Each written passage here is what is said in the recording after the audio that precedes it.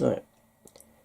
Hopefully this is a short clip, just something I've been working on for a little while, thinking about for one reason or another.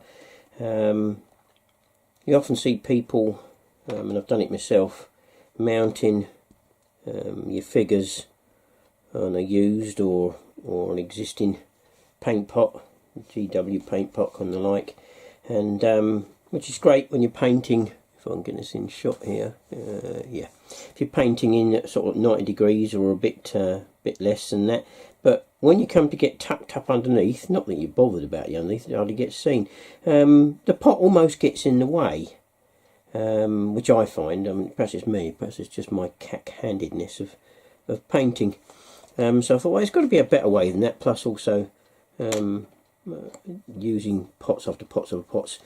So what I came up with was I bought these corks real cheap. I think it was a car boot sale. I seem to get a lot of things at car boot sales, and which are okay. And I weighted it down by super gluing it to a 2p piece, and then using blue tack on, using a nail in there, sticking that in there, and blue tack on there. But of course, it's such a small surface area.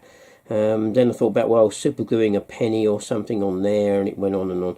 Then I suddenly realised I got these magnets, which are sticky backed, and I should imagine that if you've got a similar size of neodymium magnet, you could super glue them to the head of the nail.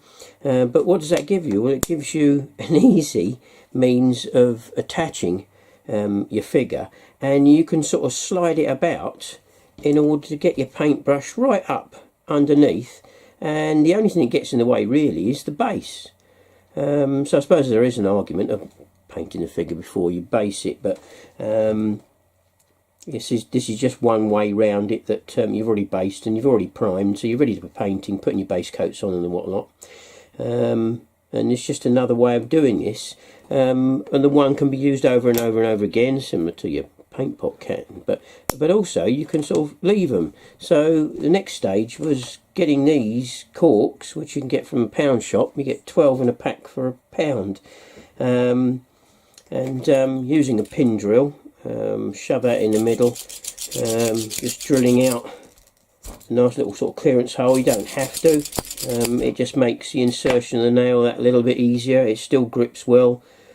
Pushing the nail like thus, it's pretty firm, getting hold of your magnet, and if you haven't, lucky enough like me to have these sticky back ones, so you can super glue your magnet in there, but as it's a magnet, it adheres quite readily to there.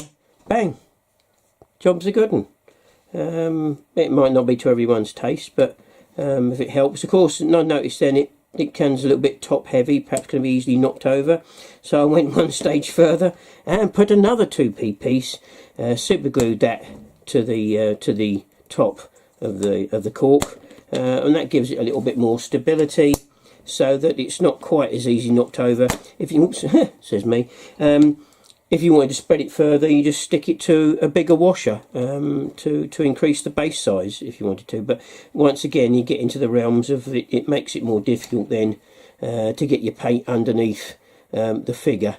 But I just found this was the tactile feel of this felt better than the paint pot. You might not agree, and people may have been using these for a long time, sticking your figure onto the top of your paint pot with a bit of blue tack or something similar, and working that way. I just find this, once you're grabbing hold of this, your hand gets in the way and what have you. So excuse me, I know I'm probably waffling again, but this just felt that little bit better.